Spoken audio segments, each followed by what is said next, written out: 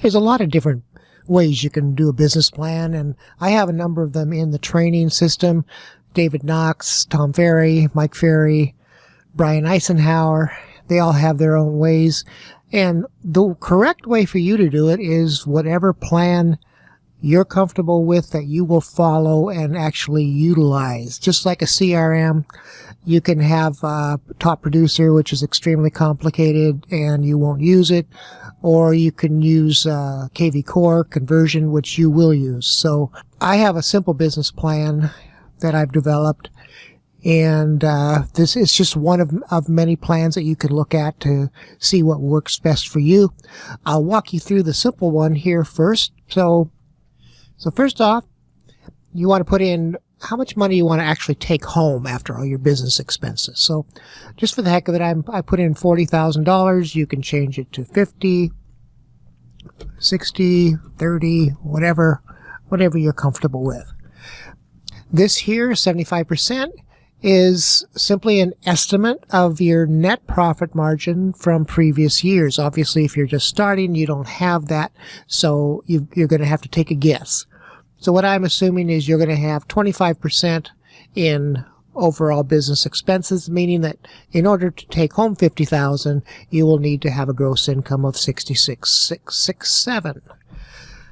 Okay, this is another variable. So anything in the colored areas you can change. Those are variables. I just took this as last year's median price in our area, but over time you will develop, and using your sheet that we've made for you, you can tell what your average sales price is. This is a fixed, and what it is taking, some commissions are 5, some are 6. So I use 5.5%, divide that by 2. So let's say that you're on the buyer side or seller side, doesn't really matter. You get half of the 5.5, so that's 2 3/4 times 60% is 1.65%. So your gross commission that you will be paid on a sale of $268,000 would be $4,422. The next one is where you determine how many buyer transactions versus seller transactions you're going to do. So if you change this to 70%, then that changes to 30%. Taking the number right here from your gross commission income that you need to make in order to reach $50,000, then we take it and divide it by the buyer gross commission you'll need to make and the seller gross commission you'll need to make, which is based on these numbers here. Dividing that into monthly means that you need to make a gross of $55.56 for monthly, and divided it into buyers and sellers, $38.89 for buyers, $16.67 for sellers. It then automatically tells you how many homes you need to sell in a year, and based upon your percentages of buyers versus sellers, tells you how many buyer closings and seller closings you need to make. Further breaking it down, it shows you in the month how many homes per month you need to sell, buyer and seller ratio. Then tells you the total sales volume you need to make, and it divides it into buyer sales volume and seller sales volume. Takes that and divides it into monthly sales volumes. This is a industry average. These are how many people you need to talk to before you get a closing. Potential buyers, sellers, sphere of influence, that kind of thing. So if you need to have 40 conversations per closing, this is how many conversations you need to make per year, per month, and per day. Then we come down into where you're going to get these, and that's part of your planning, is choosing one or two, hopefully at least two, probably no more than 3, especially to start out, that you're going to concentrate on. I just put internet leads, sphere of influence, and farming. So lead generation number 3 could be farming, like farming neighborhoods or farming particular types of people, condo buyers, out of area homeowners, that kind of thing.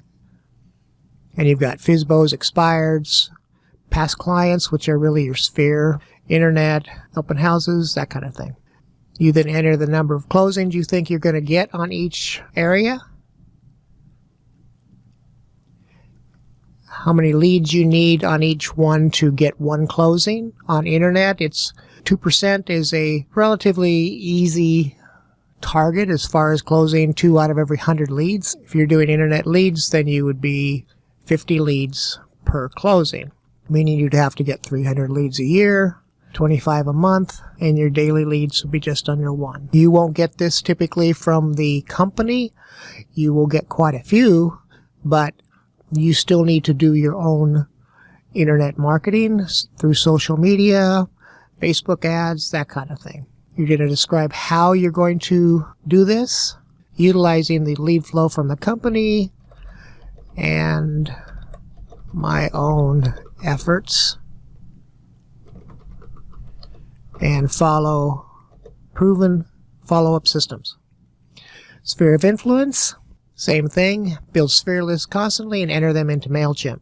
Call them twice per year, friend them on Facebook. And of course, you'll also be sending them out your monthly newsletter through the company, taking care of that for you. If you do a third method, which I recommend you focus on this when you're first starting out, get these systems down so they're working well for you, and then add a third system. And how are you going to do it? Choose a geographic professional group or other characteristic or demographic group, and consistently present myself as their go-to broker.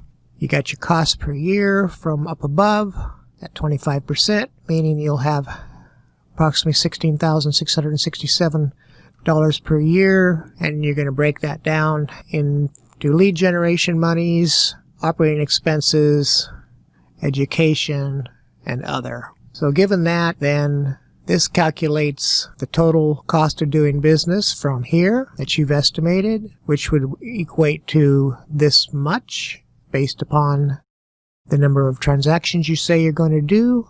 From there, we have take home before taxes, 75. Less cost of doing business leaves 60. Desired take home pay was 50. So you're ahead 10,000. If negative, you'll need to increase your sales or decrease expenses. Warning, be careful about decreasing expenses. As with any business, you have to spend money to make money. So anyway, you can play around with those numbers in there and come up with something realistic that you think you can do, and it gives you at least a plan of attack.